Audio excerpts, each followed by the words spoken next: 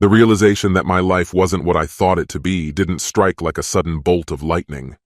There was no dramatic confrontation, no scene with Hannah in tears, and no incriminating message illuminating her phone screen. Instead, it crept in quietly, almost imperceptibly, like a faint shift in the air. At first, it was so subtle, so mundane, that I nearly dismissed it. It began during a routine evening at the kitchen table. Marshall and I were engrossed in a conversation about his plans for college, while Hannah sorted through the day's mail, a familiar scene in our household. Lately, she'd seemed more distant, but I attributed it to the usual stresses, work, or maybe the thought of Marshall soon leaving for school. Then, out of nowhere, she tossed a slim envelope onto the table with a sharp flick of her wrist, enough to catch Marshall's attention. "What's this?" he asked, picking it up before I could. "Nothing," Hannah said abruptly, her voice tight and unnatural. "Just junk mail." Marshall didn't look convinced. He opened it, pulling out a glossy flyer. The atmosphere shifted instantly, the air between us growing heavy. It was an invitation, a polished announcement for a family reunion. But it wasn't for my family, nor was it for hers, at least as far as I knew. My stomach churned as my eyes fell on the name at the top. Lee, my cousin's surname. "Why do we have this?" Marshall asked, confusion etched into his face. "We're not Lees." Hannah froze. Her expression turned rigid for the briefest moment before she forced out a brittle, unconvincing laugh. "It must have been misdelivered," she said, waving it off with a dismissive gesture. "Probably meant for someone down the street." But Marshall and I weren't buying it.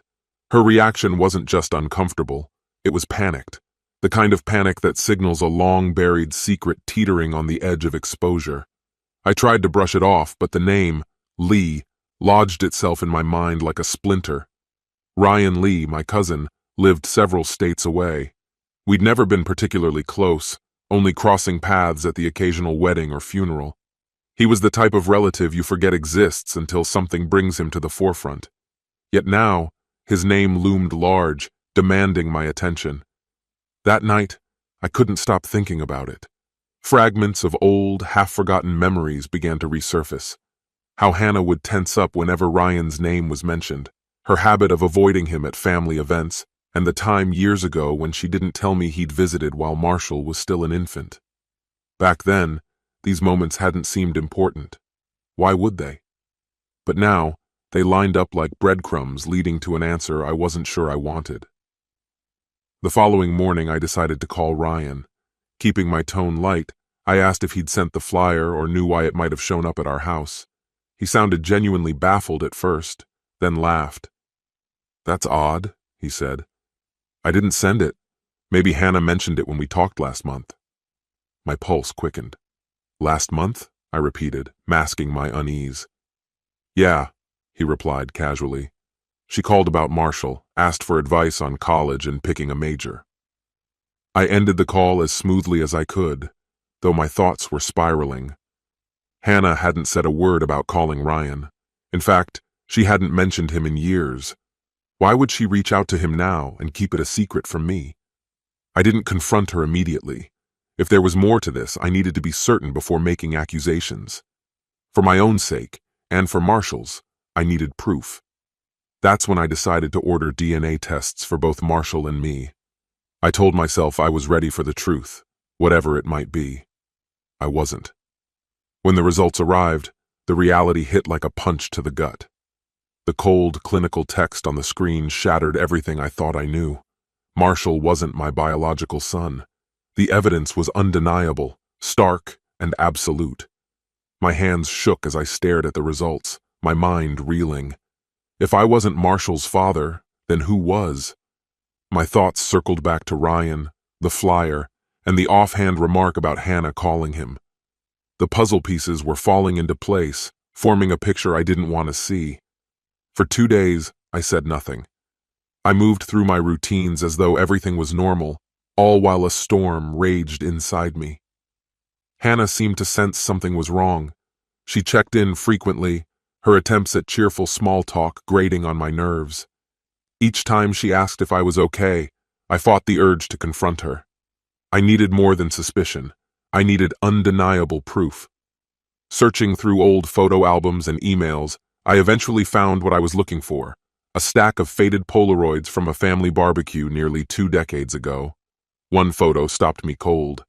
Hannah was laughing, her hand resting lightly on Ryan's arm. It wasn't overt, but the familiarity between them was unmistakable. The way they looked at each other sent a wave of nausea through me. That was it. I couldn't keep pretending. The betrayal I had been avoiding was real. The next evening, I came home early. Hannah was in the kitchen, humming as she worked on dinner. When she turned to smile at me, the sight of her face felt like a cruel mockery of the trust we once shared. "We need to talk," I said, my voice slicing through the quiet. She turned, her expression shifting to concern. "What's wrong?" I didn't sugarcoat it. "Marshall isn't my son." Her face went pale, the words hitting her like a physical blow. "What are you talking about?" she whispered. "I did a DNA test," I said, my tone hard and unrelenting. "The results don't lie. Marshall isn't mine, and I think you know exactly what I'm saying." Her mouth opened, but no words came out. Her eyes darted around, searching for an escape. Finally, she snapped, her voice rising in anger. "This is ridiculous! You're accusing me of cheating? After all these years?" "I'm not accusing," I shot back. "I'm stating facts. The proof is in front of us. What I want now is the truth. Was it Ryan?" Her composure crumbled. The mask she'd been wearing fell away, leaving nothing but the weight of the truth hanging between us. I fixed my gaze on her, my voice cutting through the tension in the room. "Is that why you've been so weird about him all these years?" I paused, letting the question land. "Tell me the truth. Is Marshall even mine?" The knife she was holding slipped from her hand, clanging against the countertop. She whipped around, her face a storm of fury and disbelief. "How dare you say that?" she spat, her voice low and venomous. "Ryan is your cousin. Do you even hear how disgusting that sounds?" I barked a laugh, sharp and bitter, the sound unfamiliar even to myself. "Disgusting! You've been lying to me for 17 years, Hannah. What else in this marriage is disgusting?" Her eyes narrowed, her expression hardening. For a moment I thought she might slap me, but she didn't. Instead, her body trembled with barely contained rage. "I'm not doing this," she said through clenched teeth. Her voice was steady, but the venom remained. "If you want to ruin everything over some stupid test, that's on you, but leave my son out of this." My son. The slip in her words hit me like a physical blow. It was another fracture in the fragile barrier she was desperately trying to maintain. I wanted to push her further, to force the truth out of her, but I stopped myself. For now, this wasn't over, not by a long shot. The silence that settled over the house after the fight was unbearable. Hannah stormed off to the bedroom, slamming the door like a rebellious teenager. I stayed in the kitchen, surrounded by the oppressive weight of unanswered questions. Her anger, her refusal to engage, they weren't the reactions of someone with nothing to hide. I knew her too well. Beneath the surface, I could see the lies writhing like shadows she hoped I wouldn't notice. The truth, the one I'd avoided for years, was finally clawing its way to the surface. The DNA test had ripped away any illusion I could cling to. It was undeniable now. If Marshall wasn't mine, if he was Ryan's, this wasn't just betrayal. It was humiliation. A cruel joke that had festered under my roof for nearly 2 decades. The thought made my blood burn. This wasn't anger. It was something darker, something all-consuming. That night, sleep was impossible. By dawn, my resolve was cemented. If Hannah wouldn't give me the truth, I'd uncover it myself. And if Ryan was part of this, he wouldn't just get an earful, he'd pay for it. At breakfast, I kept up a facade, joking with Marshall about his college plans. Across the table, Hannah cast wary glances at me, bracing for another explosion. I gave her nothing, letting her stew in the tension. After work, I came up with a reason to leave early, excusing myself with a lie about errands. Instead of heading home, I drove 2 hours to Scottstown, where Ryan owned a small automotive shop. I'd only been there once, years ago, on a trip Hannah had suggested. Back then, it had seemed innocent. Now, it felt like a piece of a puzzle I'd failed to solve. I parked a block away and walked to the shop, keeping out of sight. Through the open garage doors, I saw Ryan chatting with a mechanic, laughing like he didn't have a care in the world. He hadn't changed much. Broad shoulders, a smug swagger, and that grin that had irritated me since we were kids. I waited until the mechanic stepped away, leaving Ryan leaning against a car, scrolling through his phone. "Ryan," I called out, my voice calm but firm. He looked up, startled at first, then his face broke into that familiar grin. "Well, look who decided to visit. What brings you out here?" I closed the distance between us, my anger simmering beneath a forced calm. "Funny you should ask." His grin faltered, confusion clouding his face. "What's going on?" I didn't answer immediately. Instead, I pulled the folded DNA test from my pocket, unfolded it deliberately, and slapped it onto the hood of the car. The sound echoed in the quiet garage. "Explain this," I said, my voice low but cutting. Ryan's eyes darted to the paper, his brow furrowing as he read. "What am I looking at?" "A DNA test," I replied coldly. "It says Marshall isn't my son." For a moment, he looked genuinely stunned. His gaze shifted between the paper and me, as if trying to process what he was seeing. "Are you serious?" he asked, his voice tinged with disbelief. "Dead serious," I said, my tone icy. "And the more I think about it, the more your name comes to mind. So, let me ask again. Care to explain this?" His hands went up defensively, his expression morphing from shock to guardedness. "Look, I don't know what you're trying to accuse me of, but I swear I've got nothing to do with this." "Did you sleep with Hannah?" I demanded, my voice rising. He hesitated, a fleeting pause that told me everything I needed to know. "It was a long time ago," he blurted out, words tumbling over each other. "It was stupid. I wasn't thinking. I swear it didn't mean anything." He didn't finish. My fist connected with his jaw before I even registered moving. The impact sent him reeling into the car behind him. I grabbed his shirt collar, yanking him upright, my rage boiling over. "How long?" I growled, my face inches from his. "How long were you screwing my wife?" "Stop!" he gasped, raising his hands in surrender. "It was one time, okay? Just once. It was a mistake. I didn't know Marshall was mine, I swear." His words hit harder than any physical blow could. I let go of his collar, staggering back as the weight of his confession crushed me. Marshall wasn't mine. The boy I had raised and loved for 17 years was Ryan's. The world spun, and I gripped the car to steady myself. Ryan's voice buzzed in the background, offering excuses and apologies, but I couldn't focus. The truth had gutted me, leaving me hollow. I turned and left the shop, my knuckles throbbing and my thoughts spiraling. His confession replayed in my mind, each word carving deeper into my sense of reality. On the drive home, I clenched the steering wheel so tightly my fingers ached. Marshall wasn't mine. He was the result of an affair between my wife and my cousin. The humiliation burned alongside my fury, forging it into something colder and more dangerous. When I got home, the house was silent. Marshall wasn't back yet, and Hannah was on the couch, scrolling through her phone like everything was fine. "I went to see Ryan," I said, my voice calm but dripping with menace.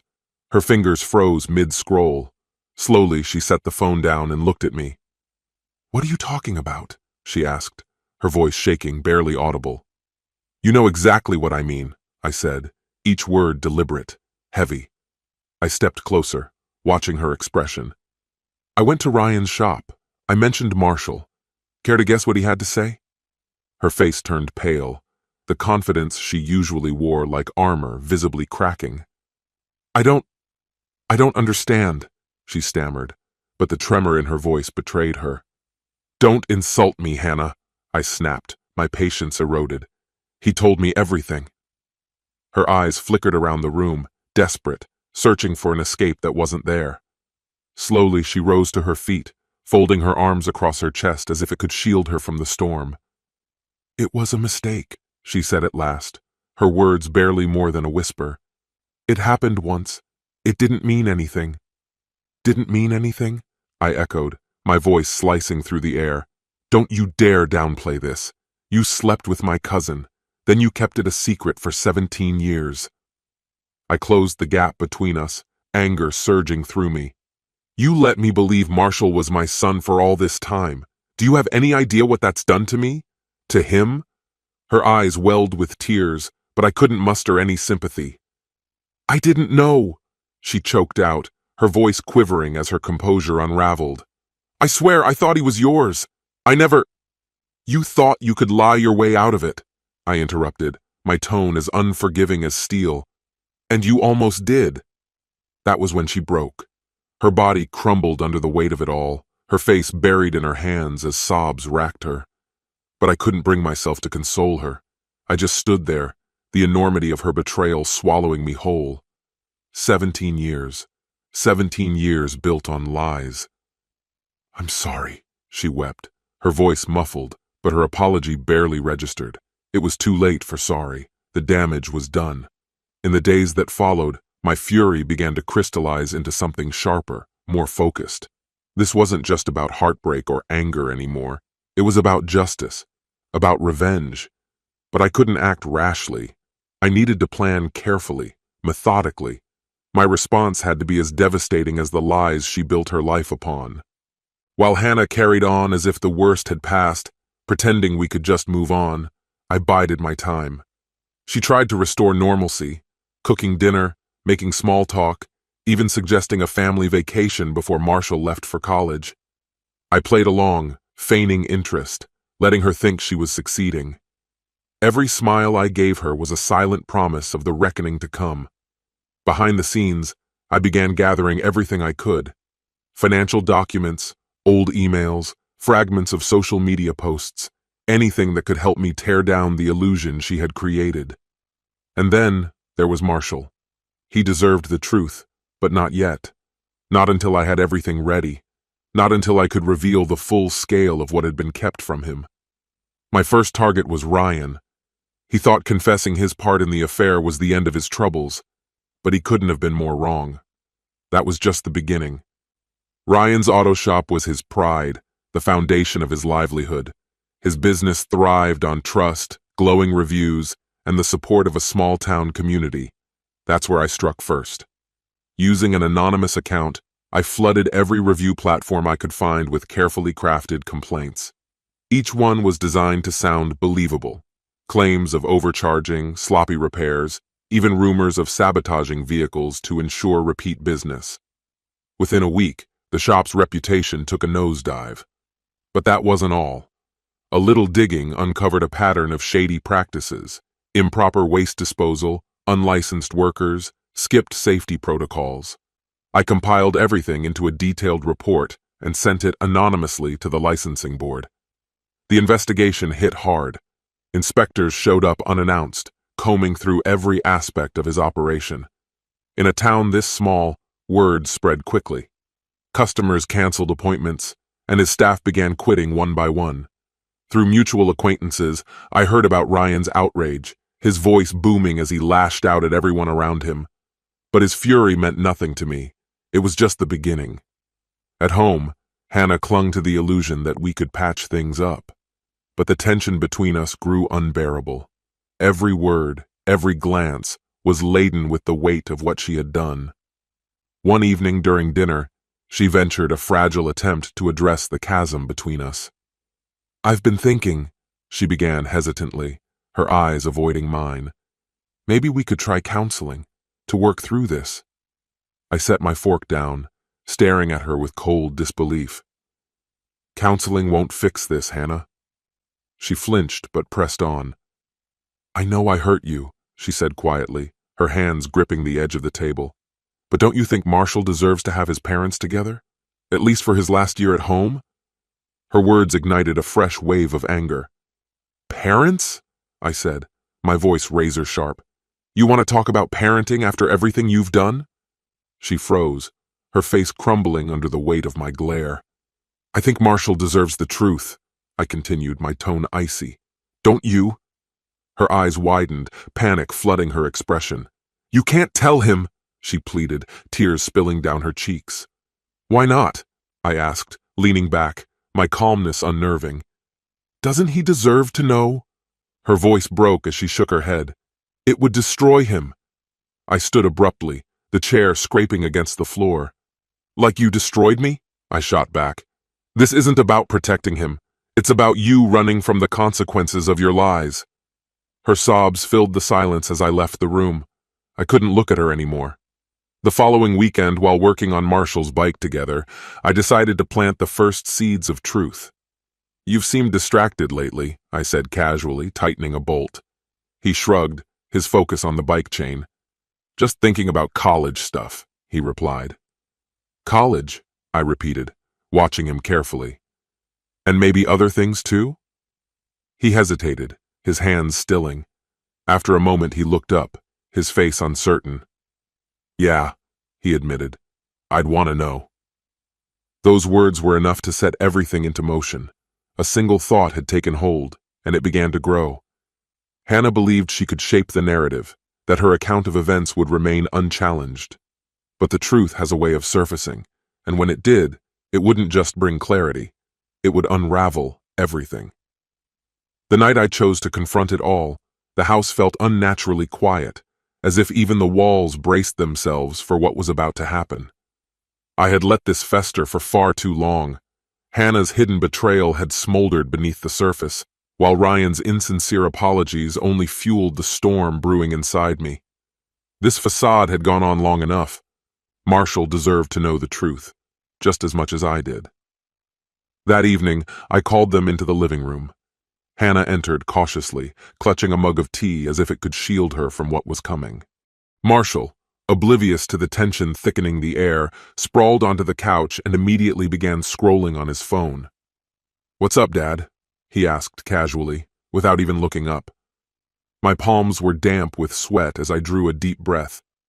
"We need to talk," I said, keeping my tone steady despite the weight of my words. "There's something I've been keeping from you, something you need to hear." Marshall paused, setting his phone down. His relaxed demeanor shifted as he picked up on the seriousness in my voice. Hannah froze, her expression betraying the fear she tried to hide. "This is about the DNA test," I said, directing my gaze toward Marshall. His brows knitted together in confusion. "The DNA test?" he echoed. "What about it?" I glanced briefly at Hannah. Her face had gone ashen, her hands trembling as she gripped the mug. "The results showed something I didn't expect," I explained carefully. "Something I need to share with you." "Don't do this," Hannah cut in, her voice shaky, barely audible. "Not like this." I ignored her, keeping my focus on Marshall. "The test revealed," I continued, steadying myself, "that I'm not your biological father." For a moment my words hung in the air, heavy and incomprehensible. Marshall stared at me, his lips moving as if to speak, though no sound came. "What?" he whispered hoarsely. I repeated the words, the lump in my throat tightening with each syllable. "I'm not your biological father. Your mom had an affair." "Stop it!" Hannah shouted suddenly, rising from her chair. "That's enough." "No," I retorted sharply, my voice firm. "You don't get to silence me anymore. He deserves the truth, Hannah, and I'm going to give it to him." Marshall's wide eyes darted between us, his face a mix of panic and disbelief. "Mom," he said, his voice trembling, "what is he talking about?" Hannah hesitated, tears spilling over as she pressed her hands to her face. Her lips parted, but no words came out. I stepped closer, speaking with measured resolve. "Marshall," I said, meeting his gaze, "Ryan is your biological father." The silence that followed was suffocating. Marshall looked between us, as though searching for some indication this wasn't real. "Ryan?" he finally choked out, his voice breaking. "Uncle Ryan?" Hannah sank into the chair, her body shaking with sobs. Marshall turned to her, his confusion hardening into fury. "Tell me he's lying!" he demanded, his voice rising with anger. "Tell me this isn't true!" Hannah couldn't meet his eyes.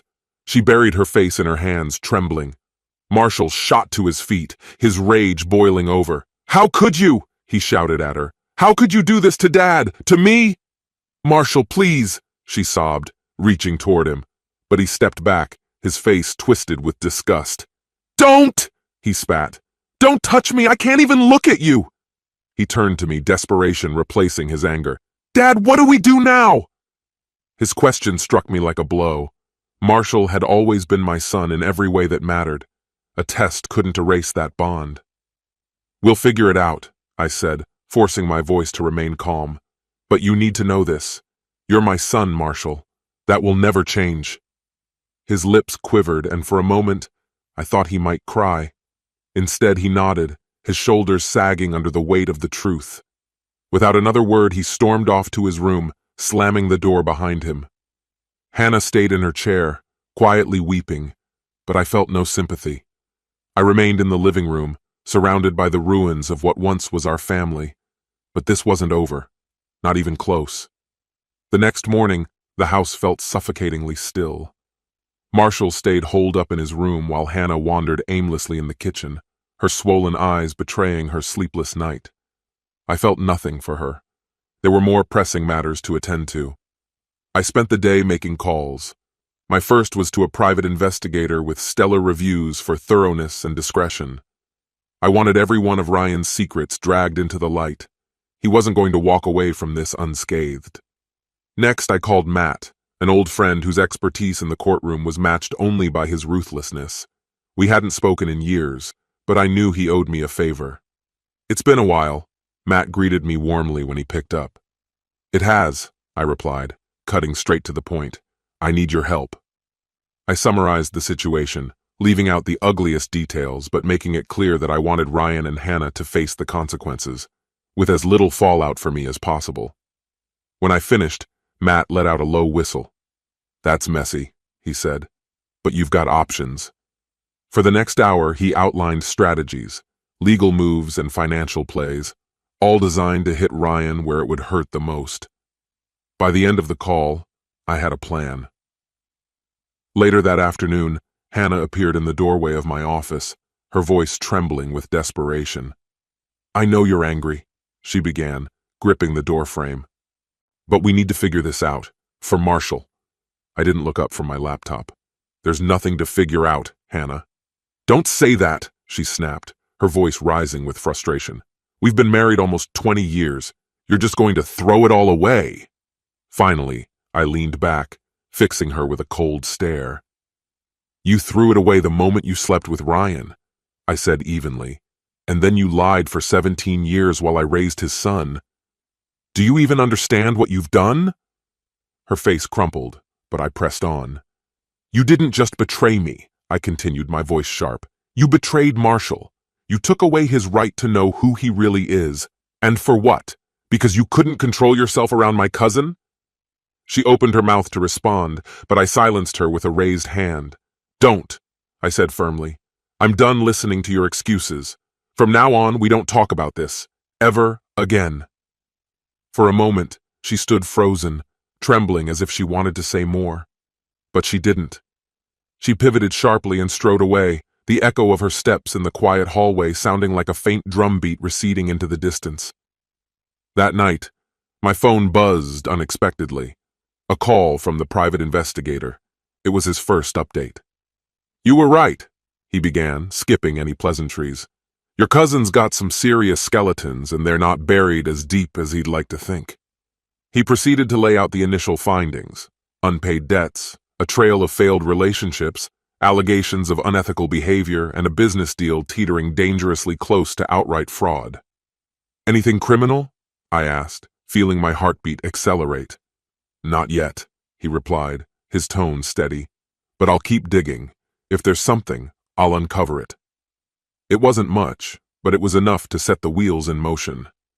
My next steps came together quickly. That weekend, Ryan was hosting a family barbecue, an event he'd spent months planning to perfection. Normally, I'd steer clear of these gatherings, but this time I had a mission. Convincing Marshall to join me, however, proved challenging. "I'm not doing it," he said, his voice tight with suppressed frustration. "You have to," I insisted, keeping my voice firm. "You deserve the truth."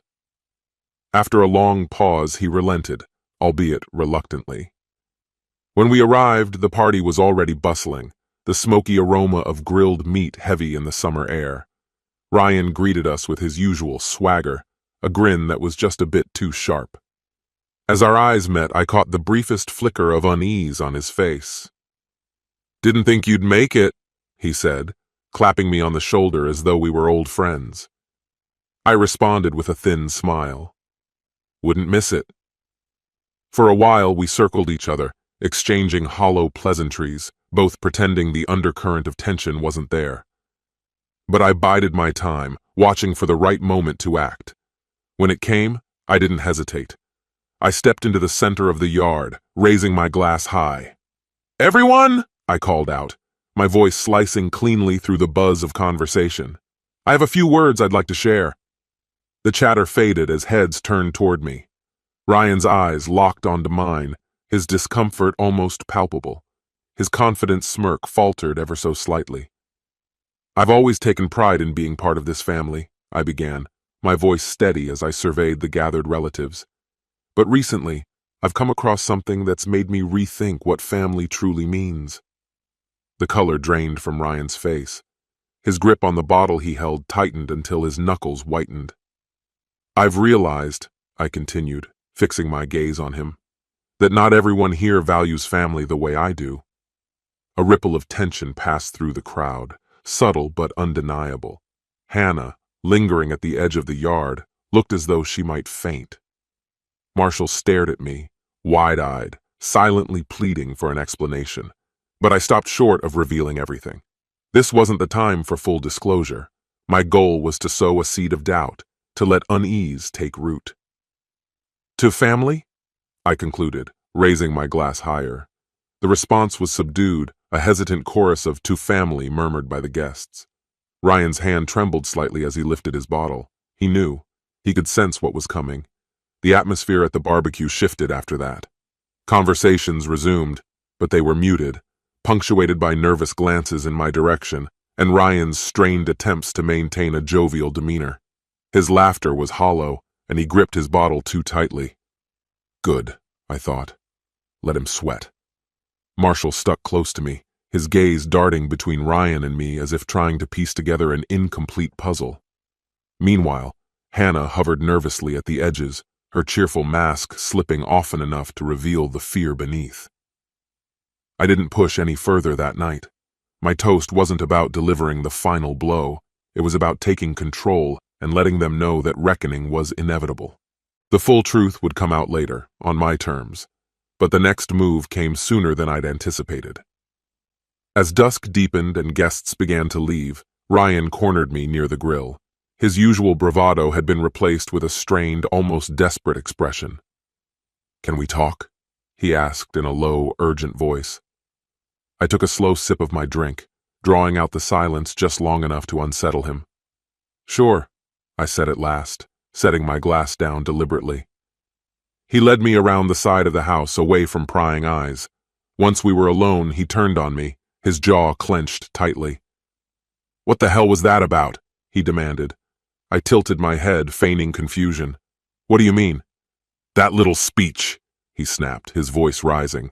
"You know exactly what I'm talking about." I shrugged lazily. "If you feel guilty, Ryan, that's not my problem." His nostrils flared, and for a second, I thought he might swing at me. Instead, he leaned in closer, his voice dropping to a harsh whisper. "It was a mistake, okay? It didn't mean anything. I told you that. What more do you want?" I let his words hang in the air, savoring the cracks in his armor. Then I stepped forward, closing the gap between us. "What do I want?" I asked softly. "I want you to understand that this isn't going away. You can't just bury it and pretend it never happened." His face twisted with anger.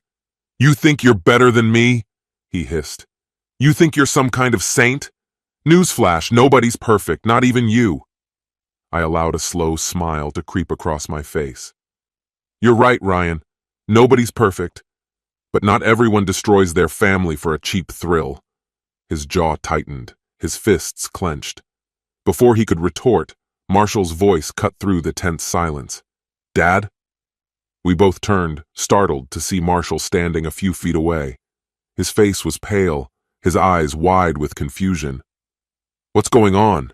he asked, looking between us. Ryan stepped back, his bravado dissolving into guilt, but I wasn't about to let him control the narrative.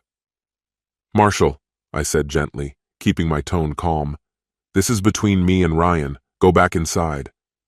But Marshall didn't budge. His eyes narrowed as suspicion dawned. Why are you arguing? Is this about what you said last night? Before I could answer, Ryan made the fatal mistake of trying to intervene. Marshall, listen. Don't lie to him, I interrupted sharply. Marshall turned to me, his confusion deepening. What's going on?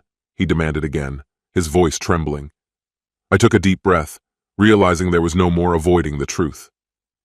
Marshall, I said, meeting his gaze, you deserve to know. Ryan isn't just your uncle. He's your biological father. The words hit like a thunderclap. Marshall froze, his expression shifting rapidly from shock to disbelief. His eyes darted between me and Ryan as he struggled to process what he'd just heard. No, he said finally, his voice cracking. That's not true. It can't be. I'm sorry, son, I said quietly. It is. Marshall turned to Ryan, his face hardening with anger. Is it true? He demanded, his voice rising. Ryan remained silent. His inability to deny it was all the confirmation Marshall needed. You've got to be joking! Marshall shouted, his voice cracking under the weight of his fury. It was as if a dam had burst, flooding the room with his anger. How could you? How could you keep this from me my entire life? Marshall, listen. I didn't know, Ryan stammered, his tone a mix of panic and defense, but Marshall cut him off sharply.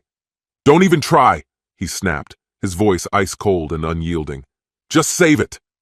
Without giving Ryan a chance to respond, Marshall spun on his heel and stormed into the night, leaving only silence in his wake. Ryan turned to me then, his expression a volatile blend of frustration and desperation. Is this what you wanted? He hissed, his voice trembling with suppressed rage. I met his gaze, slow and deliberate, a smirk curling on my lips. Not quite, I said, savoring the moment, but it will be. Without waiting for a reply, I turned and walked away, leaving him to grapple with the mess he'd created. This was only the beginning. The first domino had fallen, and the rest were poised to topple in quick succession. The following morning, I woke with a new sense of clarity. The storm of my anger had passed, leaving behind a sharp resolve. This wasn't just about being angry anymore. It was about justice. For Marshall, for myself, and for all the lies that had gone unchecked for so long. Everything depended on the file I'd been meticulously assembling for weeks. It contained every scrap of incriminating evidence against Ryan, shady deals, unlawful practices, and the shortcuts he'd taken to climb the ranks. Before setting the plan into motion, I made one last call to my private investigator to ensure every detail was airtight. This wouldn't be a warning shot. I was out to dismantle him entirely. By midday, I had distributed the file to the state licensing board, several local media outlets, and Ryan's key business partners. Each recipient had no choice but to act. I wanted the fallout to be public and methodical, a slow unraveling of the empire Ryan had built on deception. That evening, my phone buzzed with a message from a distant cousin. Have you seen this? The text read, accompanied by a screenshot of a local news article. The headline was blunt and damning. Local mechanic under investigation for fraud and environmental violations. Ryan's name and business were plastered across the piece. I didn't bother to reply. Instead, a small, satisfied smile tugged at my lips. The story was out, and there was no stopping the chain reaction. The next day, I took Marshall out for lunch. He had been unusually quiet since the barbecue, clearly wrestling with the revelations. As we sat across from each other, picking at burgers and fries, I knew it was time for an honest conversation. There's something I need to tell you, I said, setting my drink aside. Marshall's posture stiffened, and his eyes narrowed. What now? He asked, his voice wary. It's about Ryan, I began cautiously, choosing my words carefully. His jaw tightened, but he didn't interrupt. He waited, his expression a mix of dread and expectation. I took a deep breath. He's not just your biological father. He's a liar and a fraud. His life is falling apart because of his own choices. Marshall blinked, his face flickering between disbelief and confusion. What are you talking about? I explained everything. Ryan's illegal dealings, his environmental violations, and the mounting evidence that was now exposing him to the world. Marshall listened silently, his expression hardening with every word as the pieces fell into place. "So, you're taking him down?" he asked, his voice laced with a hint of admiration. "I'm holding him accountable," I corrected. "This isn't revenge. It's about making sure he faces the consequences." Marshall nodded slowly, a bitter smile tugging at his lips. "Good. He deserves every bit of it." By the end of the week, the fallout had reached full force. Ryan's shop was shuttered, pending a full investigation. Customers canceled appointments, employees resigned, and his business partners severed ties. It was a carefully orchestrated collapse, each blow designed to leave him with no way out. Still, there was no joy in it. Satisfaction, maybe, but no happiness. The years of damage Ryan and Hannah had caused couldn't be undone, no matter how thoroughly his life unraveled. That evening, Marshall and I sat together on the porch. The silence between us was comfortable, almost healing. "You know," I said, meeting his gaze, "what Ryan did doesn't define you." Marshall stared back at me, his expression unreadable for a moment. Then he nodded. "I know, and I'm glad you're my dad, not him." His words struck a chord deep within me. In that moment, I realized the real victory wasn't in Ryan's downfall. It was in knowing that despite everything, I still had Marshall's trust and love. That was what truly mattered. The final stage of my plan came in the form of a family meeting. I invited everyone, cousins, aunts, uncles, knowing they wouldn't suspect the storm that was about to hit. When Ryan arrived, his face was pale, his usual bravado replaced with visible unease. Hannah lingered near the wall, looking like she wanted to vanish. Once everyone had settled, I stood at the front of the room. "There's something you all need to hear," I announced, my voice steady. "The truth that's been hidden for far too long." Piece by piece, I laid it all out. The DNA test, Ryan and Hannah's affair, the lies about Marshall's parentage, and the mountain of evidence against Ryan's shady dealings. By the time I finished, the room was in an uproar. Family members shouted in anger and disbelief, some directing their ire at Ryan, others at Hannah. Ryan attempted to defend himself, stumbling over half-hearted excuses, but the evidence was overwhelming. Hannah stayed silent, tears streaming down her face as she bore the weight of her choices. Watching Ryan crumble under the collective outrage of the family brought an unexpected sense of closure. This wasn't about revenge anymore. It was about justice and ensuring he couldn't harm anyone else the way he had harmed me and Marshall. In the days that followed, Ryan's reputation was utterly destroyed.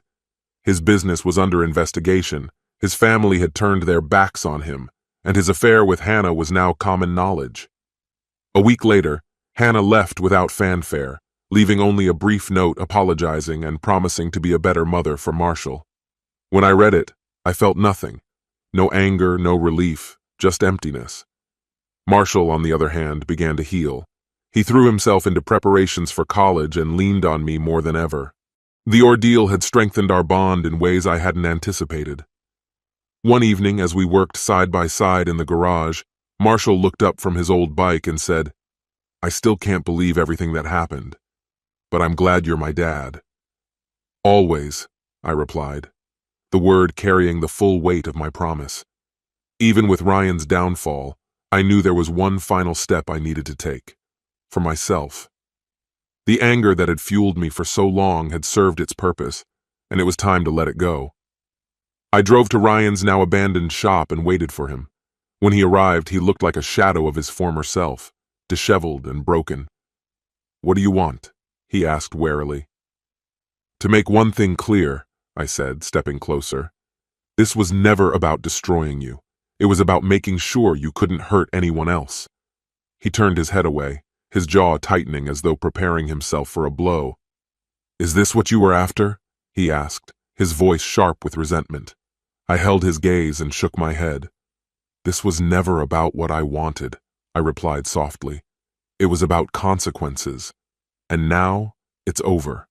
He didn't respond, but I could see the impact of my words etched on his face, the weight settling heavily on him. As I turned to leave, I hesitated for a moment, glancing back. "I don't forgive you," I said, my voice steady. "But this is where it ends. Stay out of my life. Stay away from my son." His shoulders slumped in defeat, and he gave a faint nod. Without waiting for anything further, I got into my car and drove away. I didn't allow myself a single backward glance. That evening, I sat on the porch beside Marshall, watching the sun dip beneath the horizon, its golden light fading into soft streaks of pink and orange. For the first time in months, a calmness settled over me, a peace I hadn't realized I'd been yearning for. "Do you think things will ever feel normal again?" Marshall asked quietly, his voice thoughtful as his eyes remained fixed on the changing sky. I turned his question over in my mind before answering honestly. "No, but maybe that's not such a bad thing. Sometimes, starting over is exactly what we need." He nodded slowly, and in his posture, I noticed something I hadn't seen in what felt like ages, a flicker of hope.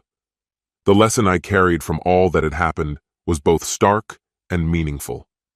Life never guarantees freedom from pain. It challenges us in how we choose to face it. Anger can propel you forward for a while, but it can't heal what's been shattered. Revenge might provide a fleeting sense of justice, but it won't restore what's been taken. What truly matters is safeguarding what's left and finding a way to rebuild, stronger and wiser, out of the ruins.